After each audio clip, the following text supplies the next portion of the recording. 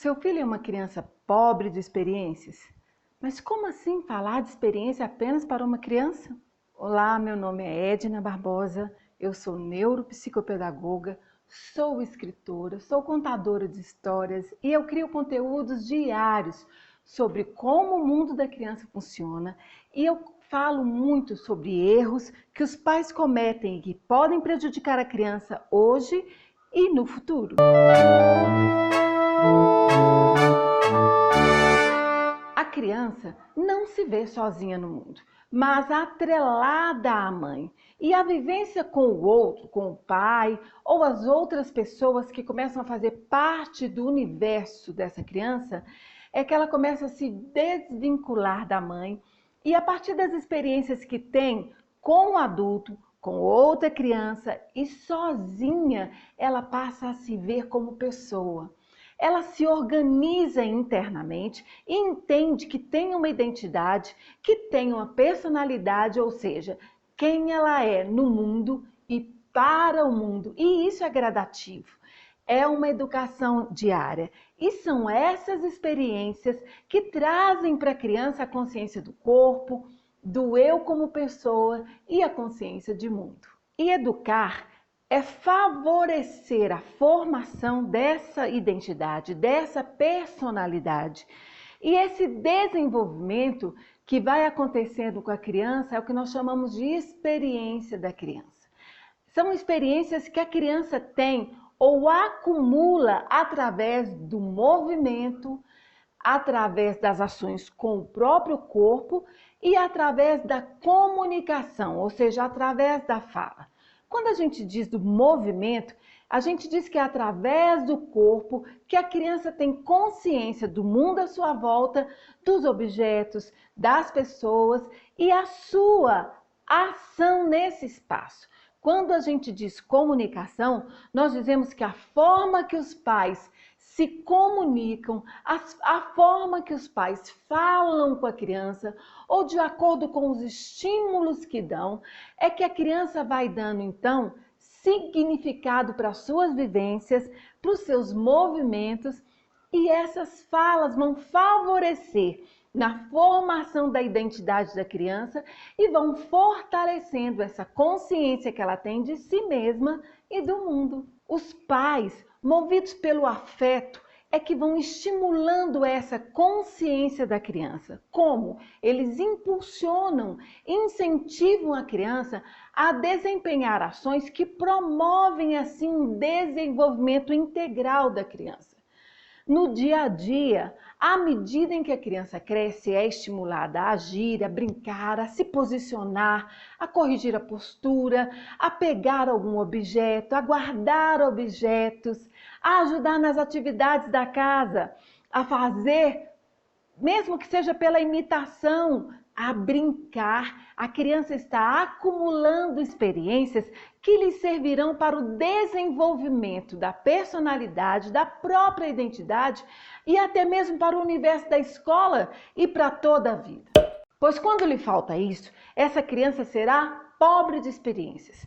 Experiências que lhe permitem a consciência de quem ela é, do que ela consegue fazer, do seu potencial.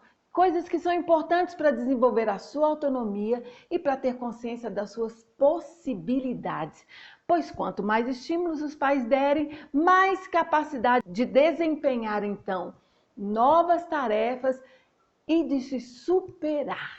A criança pobre de experiências também será uma criança pobre nessa consciência de quem eu sou, ou seja, de quem ela é. O que ela pode fazer no mundo e o acúmulo. E quanto mais ela junta essas experiências, mais ela se prepara, ela é preparada para ousar, tanto nas experiências diárias, quanto nas experiências que tem com outras pessoas, nas experiências que tem na escola e nas experiências que terá na vida. A criança, ela quer brincar, quer agir sem limites ou regras, e os pais é que nessa função de educar vão estabelecendo certos limites para esses movimentos, para essas ações, ou melhor dizendo, até para as brincadeiras. E qual é a intenção desses limites? É educar. Mas quando esses limites não são pensados e aplicados da forma correta, na hora da brincadeira ou na hora desses movimentos, dessas experiências, esses limites ou regras, eles vão perder toda a sua intenção de contribuir e eles passam a ser um bloqueio para o crescimento saudável, ou seja, para a maturidade da criança. A criança vai amadurecendo em cada fase, ou seja, ela vai transpondo de uma fase para outra a partir das experiências que vai gradativamente vivendo, vivenciando ou tentando fazer, e a partir do momento que consegue, ela vai se superando ou passando para as outras fases. Mas e as regras? Como acontecem as regras? As regras, inclusive dos jogos, facilitam para a criança a autonomia para desempenhar certas ações. As regras têm, antes de tudo, uma intenção que não é de colocar regimento, né, como se fosse um estatuto para as brincadeiras, mas ela tem a função de permitir à criança ver as suas possibilidades. O que eu posso fazer? Até onde eu posso ir? E se eu posso extrapolar isso que eu estou fazendo? Ou seja, as regras é o modo de fazer. E a regra traz uma informação que ela vai dar um autodirecionamento para a criança. E a criança começa a usar o pensamento e a partir desse pensamento a usar a criatividade e ela vai desempenhando cada vez mais essas ações, esses movimentos com autonomia. E isso vai trazer a consciência do potencial que a criança tem e dos seus objetivos, que é esse amadurecimento, que é esse desenvolvimento a partir das brincadeiras. Como descobrir quando o limite ou a regra colocados na brincadeira ou nos movimentos, para os movimentos da criança, são um empecilho para esse desenvolvimento ou para essa maturidade de cada fase da criança? É só você pensar o seguinte: quando você é movido pelo medo do que pode acontecer com a criança não pode jogar bola, ela não pode correr, ela não pode brincar na grama, não pode virar cambalhota, porque senão pode acontecer alguma coisa, não pula aqui, não pula ali, vai sujar a roupa, essa grama é suja, essa areia está contaminada. São limites que os pais vão colocando e que não permitem à criança de experimentar o seu próprio potencial. É preciso deixar a criança ser criança e se permitir certas brincadeiras ou certas experiências que vão fazer bem para ela mesma. Segundo, como descobrir quando o limite ou regra colocados na brincadeira da criança são empecilhos para essa maturidade? É importante pensar que é quando essa regra ou esse limite ele é movido pelo comodismo. Eu sei que às vezes você está cansado e é mais fácil a criança ficar quietinha no tablet ou no celular do que quando está brincando ou espalhando brinquedos pela casa ou correndo no quintal. Não é assim? Isso dá trabalho. Mas o que nós precisamos pensar, o que você precisa pensar, é que todo esse movimento é importante para esse desempenho, essa maturidade da criança. Quando entender que esse limite ou regra que você está estabelecendo está contribuindo ou atrapalhando o desenvolvimento da criança, quando ele for movido pelo medo de perder o amor da criança. Isso acontece com muitos pais.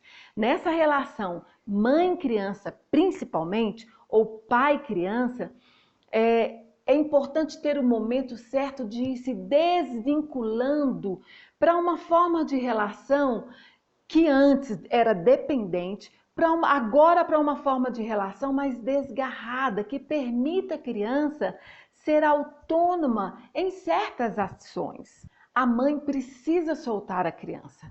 É lógico, soltar sob o seu olhar, a sua direção, a sua orientação. Mas esse apego excessivo fica claro no medo da mãe em deixar a criança fazer certas atividades ou se relacionar com certas pessoas, como se isso fosse então fazer com que a criança perdesse o amor que tem por ela. O que fica perceptível nessa dependência da mãe é o comportamento infantilizado da criança. Uma criança de 5 anos Quando ela é super protegida, ela pode apresentar um desenvolvimento de uma criança de 3 anos. Então a mãe precisa, ou o pai, precisam soltar e soltando essa criança para que ela se desenvolva e que essa maturidade natural de cada fase aconteça.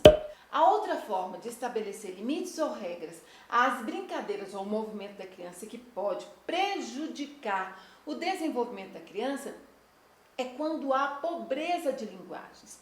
É uma característica que muitos pais têm. Alguns falam muito pouco e outros têm uma fala muito infantilizada. O resultado é que o que a criança fala, ela não consegue se comunicar realmente da forma que precisa comunicar ou de acordo com a idade em que ela está. A criança vai apresentar uma fala infantilizada para a idade dela, porque ela está traduzindo aquilo que ela está ouvindo ou como ela está vendo o mundo a partir daquilo que os pais permitem ou do que os pais passam para ela. É aquilo que ela entende e o que ela precisa ver. O que fica claro é o que a criança está pronta para fazer e aquilo que ela não está pronta para fazer. E geralmente ela vai estar aquém daquilo que as crianças ao redor ou da própria idade dela estão prontas para fazer. E as falas dos adultos é que vão dando sentido às vivências das crianças. Mas se esse vocabulário é pobre ou é infantilizado, a criança não vai acompanhar esse processo e ela se estagnará. É claro que eu não quero aqui dizer que a mãe vai exigir que a criança tenha uma linguagem impecável ou rebuscada ou conjugue verbos de forma alguma. Mas um outro extremo é colocar apelidos em tudo, é não dar o nome adequado ou o nome certo para os objetos, para aquilo que a criança gosta. É ensinar, é estimular a criança a fala correta, a pronúncia correta de palavras que vão estimulá-la a desenvolver melhor e a comunicar melhor com as pessoas que estão à sua volta. Um exemplo é quando a criança tenta falar uma palavra, por exemplo, água, e ela não consegue falar água e fala ag, a. E a mãe continua, ou o pai, continuam usando só aquela expressão e a criança, sim, não desenvolve, não vai chegar a falar a palavra água. E ela vai para a escola desse jeito, os coleguinhas olham para ela e começam a achar bem estranho que aquela criança, que é da mesma idade que ela, do mesmo tamanho, não consiga falar a palavra adequadamente. Um outro fator que atrapalha no estabelecimento de limites ou regras para as brincadeiras é quando há uma carência de relacionamentos afetivos. Essa carência, essa falta desse vínculo, desse carinho, dessa afetividade, ele gera na criança insegurança, uma baixa autoestima, o sentimento de rejeição, um baixo desenvolvimento.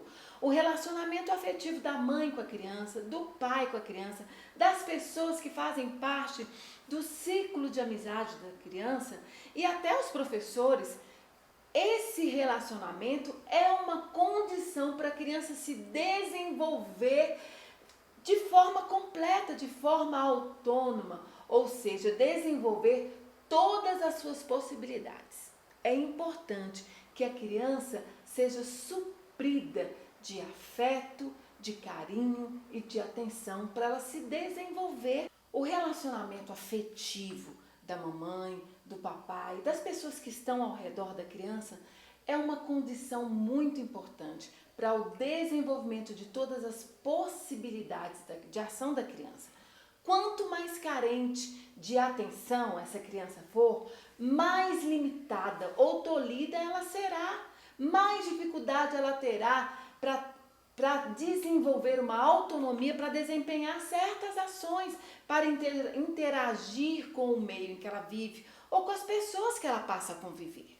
O desenvolvimento da criança pede, exige que certas ações sejam feitas pela criança sozinha, sem a ajuda de um adulto, e isso é desenvolver, isso é contribuir para a autonomia da criança. Um exemplo é quando a mãe está sempre colocando a comida, dando a comida na boca da criança, por medo que ela suje, que ela se suje, que ela suje o ambiente, que fique muito bagunçado. Existe um momento em que a criança precisa desenvolver essa atividade, essa ação, isso desenvolve não só a autonomia da criança, a coordenação motora, mas também esse desenvolvimento até para ela chegar e comer aquilo que ela quer. Isso é importante. Muitas crianças chegam na escola e deixam de comer porque a mãe não está lá para colocar comida na boca da criança. Por isso, até para colocar limites ou regras, é preciso saber até onde a criança pode ir, em cada fase que ela está. Por isso eu queria deixar para você duas formas principais para estimular a criança e favorecer essa riqueza de experiências. Primeiro, são as brincadeiras e depois a contação de histórias. Simples assim. A criança, na relação com o próprio adulto, na relação com outras crianças através da brincadeira, ela vai tendo consciência de si mesmo, do mundo que a cerca e dos relacionamentos. Quem eu sou? Brincando com o meu coleguinha. Quem eu sou? Ouvindo a história, ouvindo o meu pai contar a história, ou minha mãe contar uma história, e eu vou aprendendo a falar, aumentando esse repertório de palavras, e eu vou entendendo também aquilo que eu posso fazer em relação às outras pessoas, e isso vai favorecendo esse desenvolvimento e essa maturidade da criança. Primeiro, a brincadeira. A brincadeira ela é muito rica para o desenvolvimento corporal, mental, emocional da criança. A criança brinca pelo prazer de brincar, mas a intenção da criança na brincadeira, mesmo que não seja consciente, é para aprender, é para experimentar o mundo, é para experimentar, simular vivências, ou para se comunicar com aquilo que é externo a ela. Os objetos, as pessoas e o próprio ambiente. Mas como os pais podem agir para favorecer esse desenvolvimento nas brincadeiras? Primeiro, estimule a criança a brincar. Hoje, as crianças ficam muito paradas em casa, sem desenvolver, sem permitir essas ações com o corpo, essas ações que favorecem o neurodesenvolvimento da criança. Segundo, pense que os limites são necessários, mas eles não podem impedir esse desenvolvimento da criança. Terceiro, as regras que são colocadas durante as brincadeiras, durante esses movimentos, elas devem ser direcionadas para as ações da criança, ou seja, elas são um modo de fazer que possibilita a criança se autodirecionar. E ainda, estimule as ações da criança de acordo com a idade dela. Mas como? Primeiro, conheça o universo da criança para dar então a estimulação correta e dê funções ou dê atividades para a criança de acordo com a idade dela. Preste atenção. Observe se a criança somente repete ações e tem medo de avançar. Pode ser hora de ajudar essa criança. Pouco a pouco, você vai estimulando a criança a avançar, a extrapolar em determinadas brincadeiras ou atividades. Muitas vezes a criança tem medo de experimentar novas ações ou novos movimentos. Os pais podem sim impulsionar essas ações. E depois, um outro extremo é observar se a criança, se aquilo que ela está fazendo não é exatamente o contrário, ou seja, ela está indo além do que foi estabelecido, ela está sem limites. E aqui é a hora de estabelecer limites, não pensando no risco que a criança está correndo, mas no desenvolvimento da criança. Decorda sim a imaginação dela, mas pense não somente até onde ela pode ir, mas até onde os outros podem chegar e atrapalhar e realmente prejudicar esse desenvolvimento da criança. E aí a gente vem para a parte da contação de histórias. As histórias são um ótimo recurso para ampliar o vocabulário da criança. Você pode usar um português correto, sim, sem usar palavras difíceis e vai ampliando esse vocabulário da criança acrescentando pouco a pouco novas palavras. Quando a criança ouve história, as informações chegam no cérebro da criança e ela vai filtrando essas informações.